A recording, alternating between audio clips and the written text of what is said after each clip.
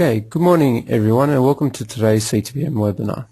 Today's topic is how do we run our plants, by magic, art or science, and the session will run for half an hour. My name is Nelson Rodriguez.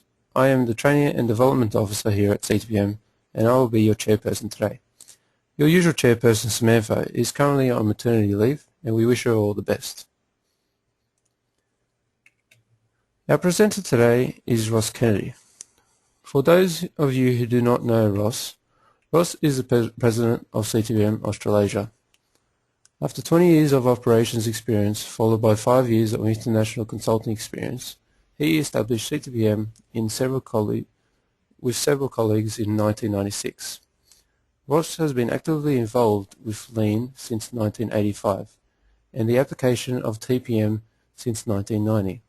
He is recognised as Australia's leading authority on TPM and TPM cubed.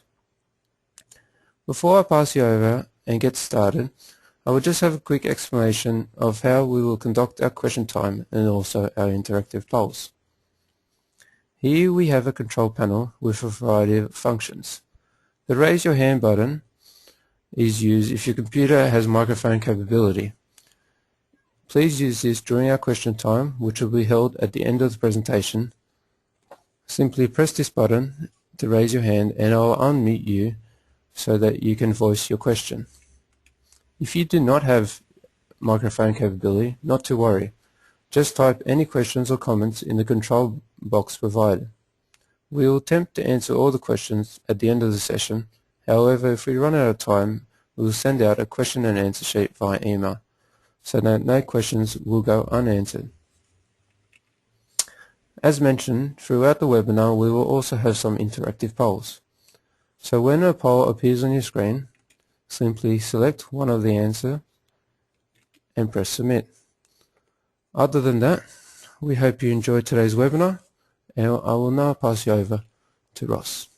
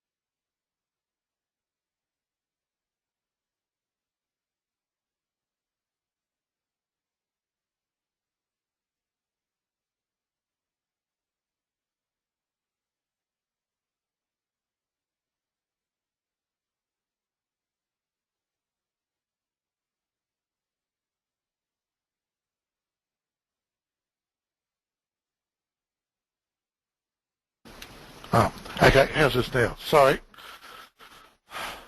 Okay. My apologies, everyone. We had a slight technical hiccup with the voice. I think that is now corrected. We will just very quickly start again. Magic, art and science, what we're trying to look at is operator training and standard operating procedures enough? Does experience cover shortfalls, and what has a Formula One driver got to do with being an operator? So what do we mean by magic, art and science? Very briefly, if we look at it on a scale of performance to time, magic is often something you can develop quite quickly, but it has a fair variability to it. You have art, which takes a fair while to develop, and science is ultimately where we want to get to, a high performance and try to get there in the shortest period of time. So to better describe, or hopefully try to help you understand a little bit more about this concept of magic, art, or science, I thought I'd use the example of my first car, which was a 1958 FC Holden 6-cylinder three-speed manual column shift automobile, which with a column shift we used to refer to it as 3 on the tree because it was only a 3-speed manual, or 3 gears. Learning to drive, magic.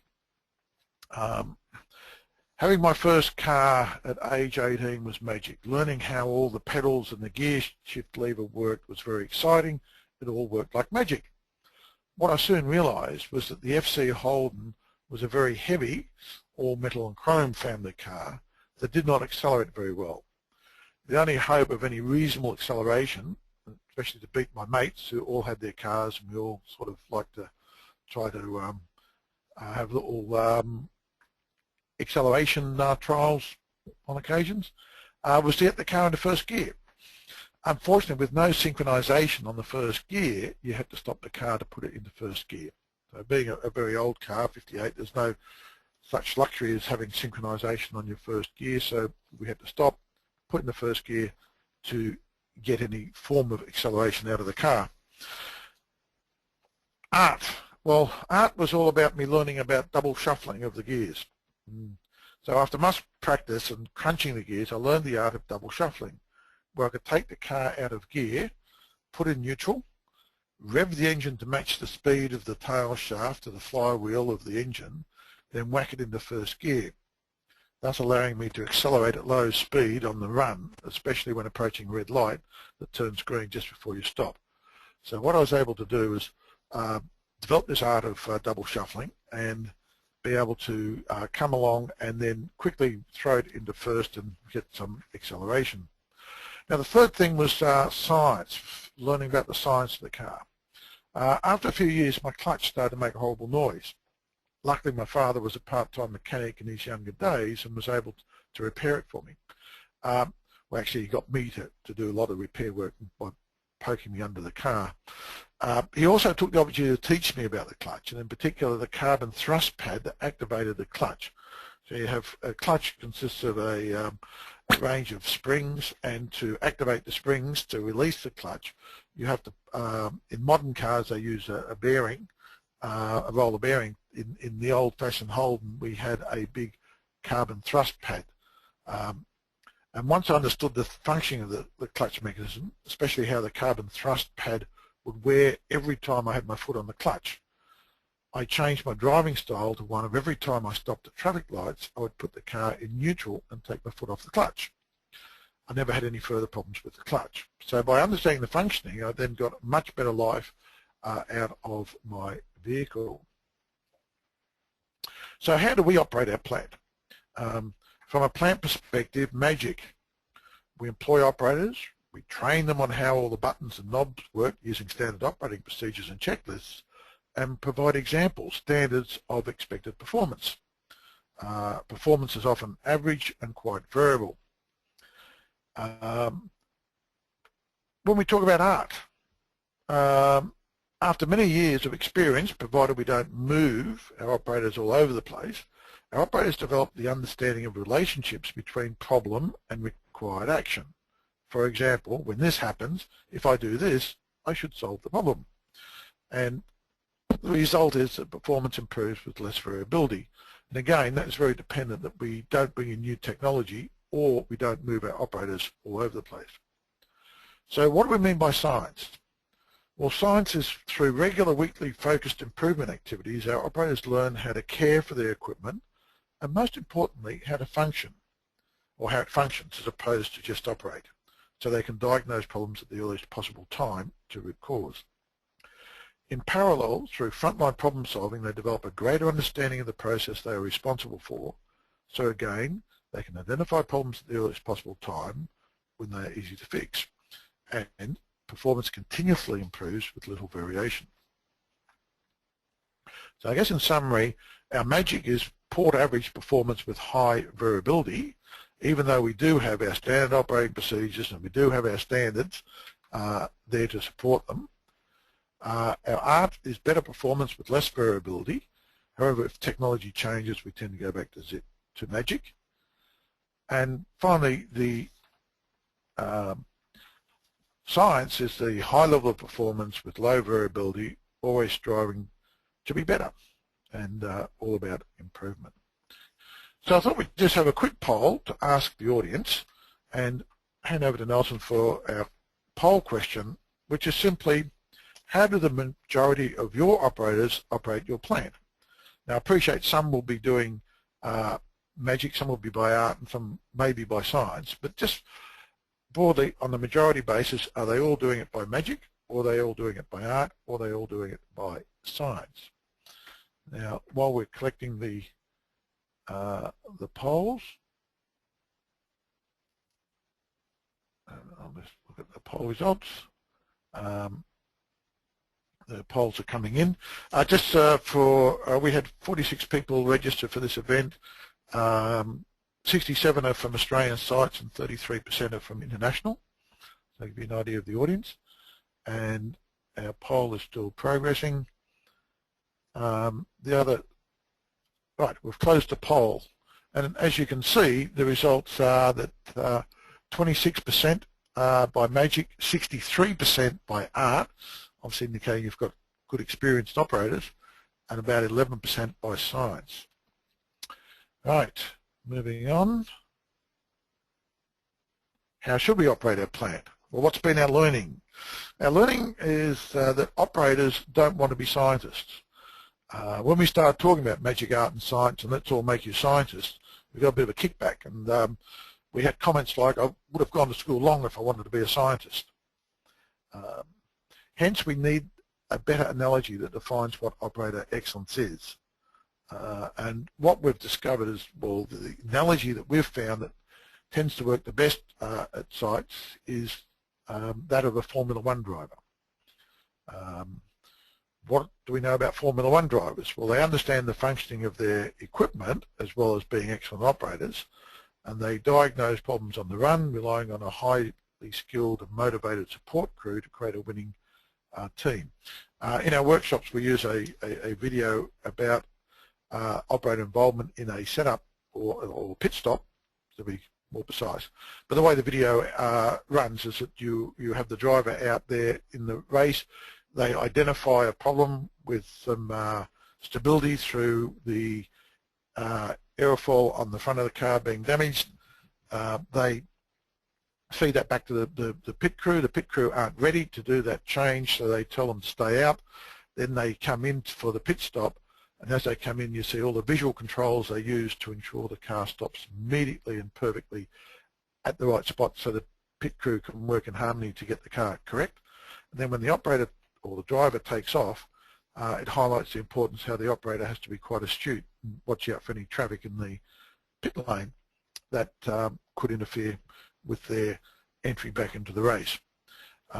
So we see that's not a bad analogy. Now, one of our clients has certainly embraced that thinking. Tato Mangyang open cut coal mine up in Indonesia, who have been on their TPM and lean improvement journey for some time now. They started back in 2006 with some training, got the thing, their activities going in 2007, and so far have progressed to our level 4 of our TPM Cube 5 level milestone excellence award.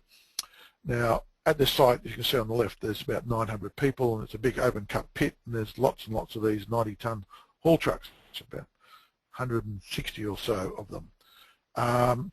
What's been the impact of their improvement journey so far? Well, they've certainly had a lot of cross-functional teams. They've generated a lot of one-point lessons. They've got a lot of improvement sheets, and they've certainly got some good results with improved performance, resulting in $25 million so far in cost reductions. Now, what they do is when they refuel their trucks, unlike a lot of Australian open cut mines where the driver stays inside the air-conditioned cabin while they just put the fuel in, at Tato Mangyang they have embraced this pit stop concept, and they have a small team that go over, and including the operator who gets out of the cabin and joins in and has a checklist, and they do a thorough check of the vehicle and under the vehicle, etc., while they're refueling, to identify any small problems at the earliest possible time, which can either be immediately corrected or, if not, scheduled to be corrected at the next fuel stop. So I guess our experience has been that in industry the concept of a Formula One driver actually works. So the next question we have is, how do we develop our operators? Now, the traditional pathway is we give them initial training, and then we rely on random experiences. They develop the art of operating the equipment, and from our poll survey, that appeared to be the most common pathway for most of the attendees' sites. The new pathway is, how do we create them like Formula One drivers? Well, we've found we need a very structured learning and development process to do that, and our experience is it can take some 2 to 3 years to get our operators up to this higher level of performance, and it involves developing their base skills, their mastery skills, and their team skills. And what we mean by that is base skills, able to operate all equipment within the team's responsibility; mastery skills, able to diagnose safety, quality, and equipment problems at the source; and team skills is being an integral player in team achieving synergy, and that is working in harmony with the maintenance, as well as working in harmony with their fellow workmates in their area of responsibility. How do we develop that? Well, it's about using and enhancing standards and visual workplace, and developing the equipment and process knowledge of our operators, and also teaching them about reactive improvement through frontline problem solving. So the process we use for that is our operator equipment management activity in our framework for TPM and Lean. And the other, I'll move on to that in a second, but the other thing we've found that the most effective way to develop the new skills of our people is a half-hour lesson each week with encouragement and time for practice. For example, when we look at developing brand new skills in people, the best analogy we can find is learning to play a musical instrument. And if we think about it, mankind's been playing musical instruments from a very, very long time, maybe even back to the caveman days when they're banging sticks together and playing with bongos. However, in the modern world, we still learn to play musical instruments, and we're still following probably the most proven methodology, and that is a half-hour lesson every week with encouragement and time for practice. And I think we all realise when someone first embraces learning a musical instrument, they often sound pretty horrible.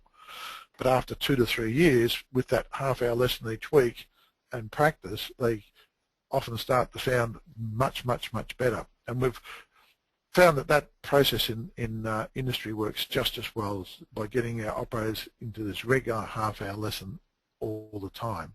So in our framework for TPM and Lean, we recognise the need to develop problem-solving skills. We need to have a very good visual workplace, and developing our people who can create that visual workplace so they have ownership to it, and the development of prevention at source skills. And what we find through our TPM activities of finding defects at the earliest possible time before they become big issues, and stopping those defects from occurring by addressing contamination and lubrication issues, for example. We recognise the need to have cross-functional teams and area-based teams. We need people to do what we call vertical development by working in a cross-functional team to work with people who are at different levels in the organisation. For example, cross-functional teams may involve 1 or 2 operators, 1 to 2 maintenance people, technical support people, supervisor, may even have a manager in there. So they're getting to experience working with different people from different levels. And we need area-based teams where people work in a team environment to learn rapidly, and also to develop that synergy in the workplace. So our production activities in our TPM and Lean framework involves focused equipment and process improvement, which is often used to create time for area-based team activity, and then we move into our work area management to get some disciplines in place, and then the operator equipment management is really the 7-step process spanning some 2 to 3 years for developing the operators. So it provides you that what we call structured learning and development process to develop operators. So, and as you can see on the slide, that you need all your other support activities in the model or the framework to ensure this is successful. But it's the operator equipment management one which we use to develop the operators. So this is another quick question, another poll for you. Who has a documented structured learning and development plan for their operators at their site? In other words, who's got a master plan that's saying we will develop our operators, and over each, in our case, we recommend every cycle to develop them from step 1 to step 2 to step 3 to step 4, so that they will be developing their skills of not only understanding how to identify defects but also how to the equipment functions, so that they can pick up on problems at the earliest possible time. So our poll is progressing, and we are slowly getting all the numbers in. And as I mentioned earlier, our poll is closed, and we can see from the results that about 30% of the people attending are following a structured process, which is excellent. 45 aren't involved yet, and 25 aren't sure, because they may not be in. We have some people attending who are out of the service and energy and sectors. The fact there's 26% of them, so 25 not sure makes a lot of sense. Okay, moving on. Let's. I just want to talk briefly about this concept of base skills and mastery skills, and what does it really mean, and what do we expect from our operators. So the process being described here, or I've tried to describe here, is a milk processing plant. In this part of the plant, the milk is being pumped to a dryer, and the idea is you're making powdered milk. The role of the operator is to ensure the pump is operating at the correct speed and the milk is being delivered to the dryer at the correct flow and pressure. And this is what we call base skills, being able to operate the plant. And in the workplace, if we have a number of people working this milk plant, you would aim to have the people in that team on that shift to all be able to cover for each other and operate or work in each other's area or workstations, so that you've got flexibility so that you can send one off to be on a cross-functional team once a day to or one each day of the week, so that they can be away for an hour and the team is able to cover for them. Now let's move on to what we mean by initial mastery skills, and this is about operator equipment management steps 1 to 3. These activities, and just to remind or refresh your memory, step 1 is about identifying defects. Step 2 is about addressing source of contamination and difficult access areas, and step 3 is addressing lubrication problems and standardizing your cleaning for inspection activities. The whole process is about regular clean for inspection to find defects. So OEM 1, 2 and 3 activities will result in the operator being able to diagnose the problem or defect of no water running through the seal. During these stage 1 activities, an operator most likely may have placed the following question on the key question list. When you do operator equipment management, you get the operators to develop a number of lists, and one of them is key question list, and that question might be, why does water run through this seal? So they see water running through it. An explanation would be given by the area-based team mechanical maintenance support person, possibly with a 1-point lesson to explain how the seal requires a small amount of water to dribble through to provide lubrication for the seal. If clear water does not flow, then maintenance should be advised as soon as possible so they can address the problem promptly before seal damage occurs.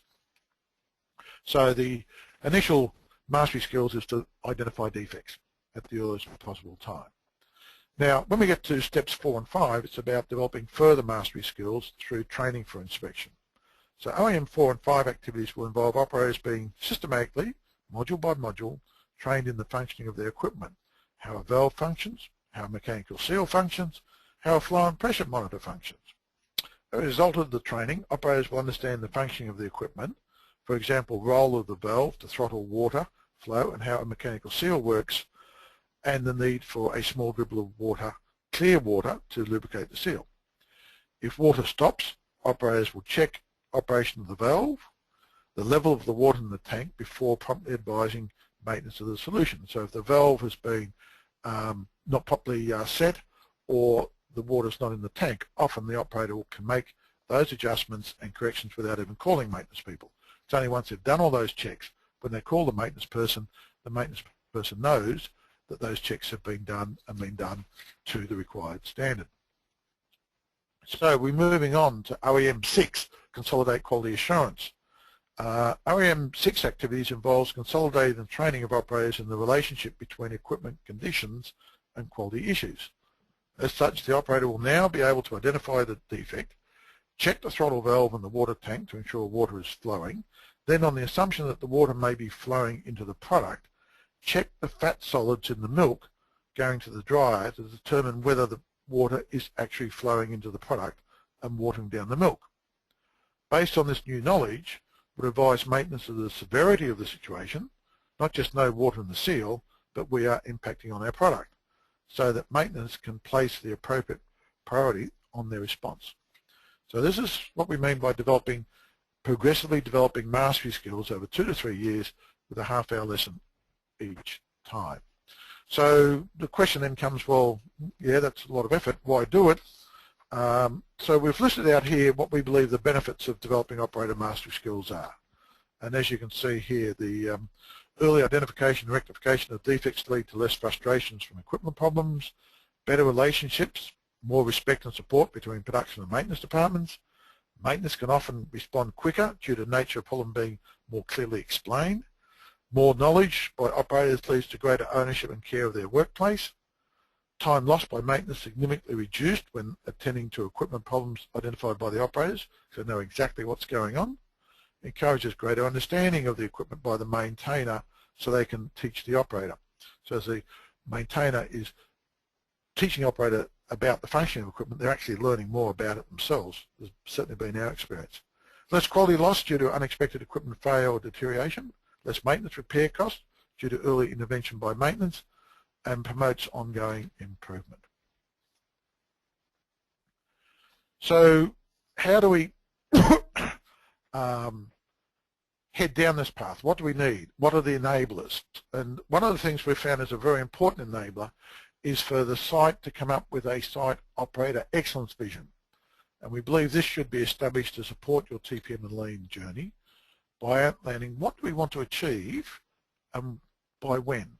So we want to put a time frame on what we want to achieve, and we want to try to articulate it so we all know where we are heading.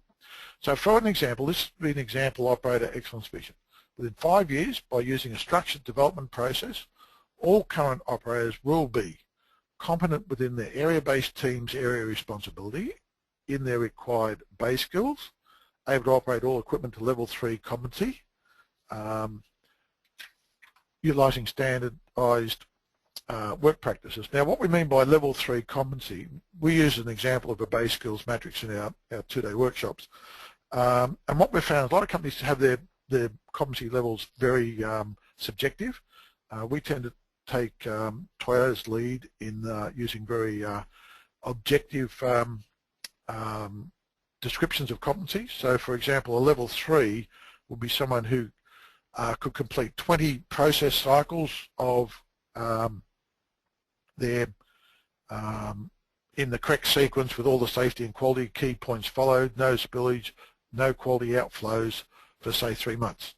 So they could run the plant correctly to all the standards for 3 months without any quality problems, and then you'd say, yes, you've demonstrated you've actually got competency.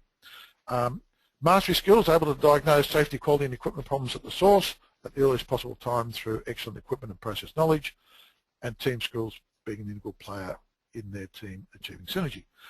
So we want their competent within the area-based team.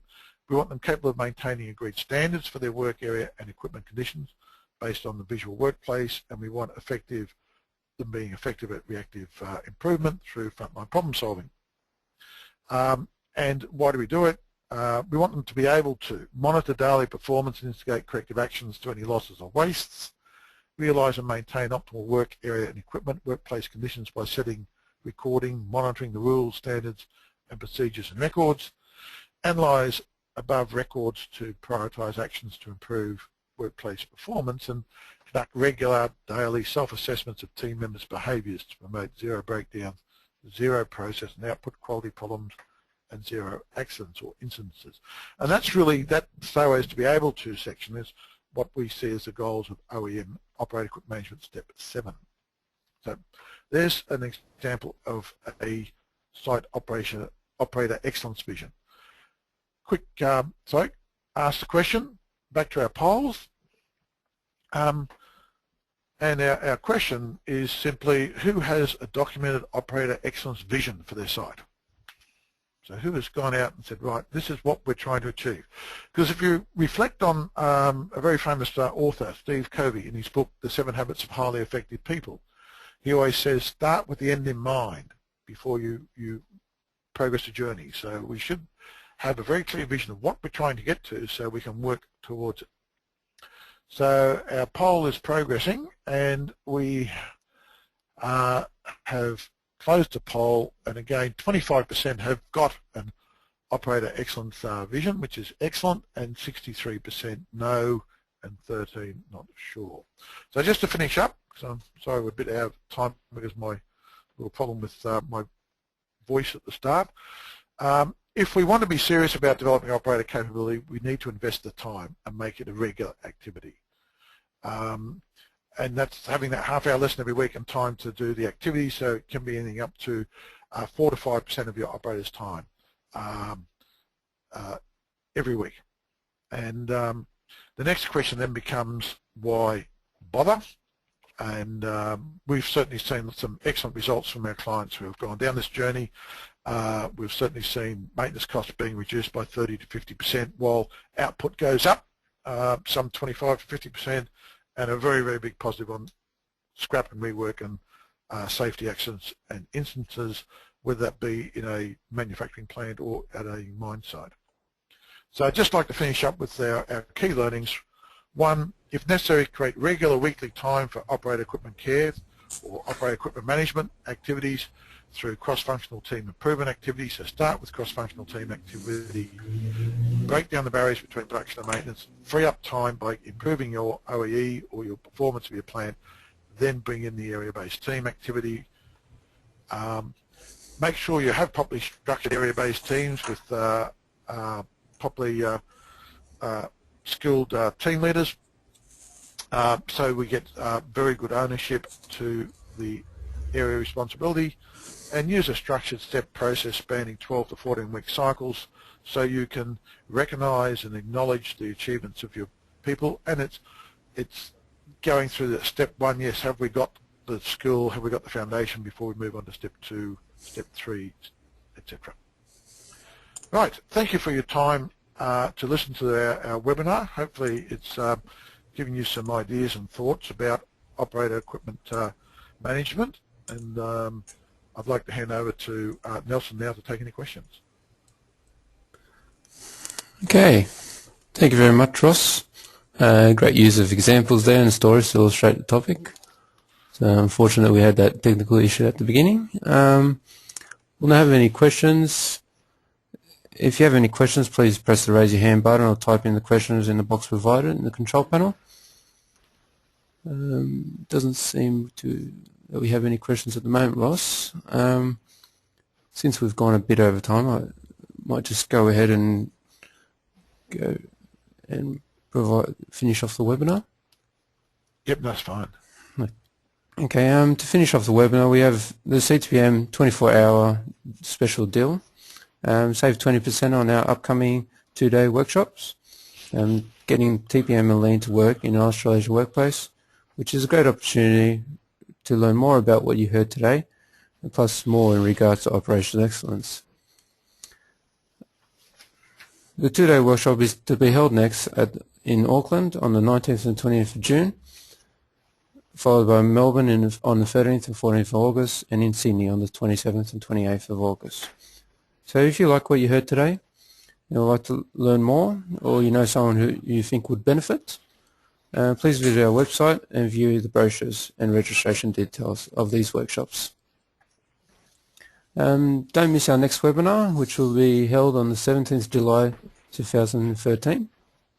And the topic would be taking the pain out of introducing new equipment.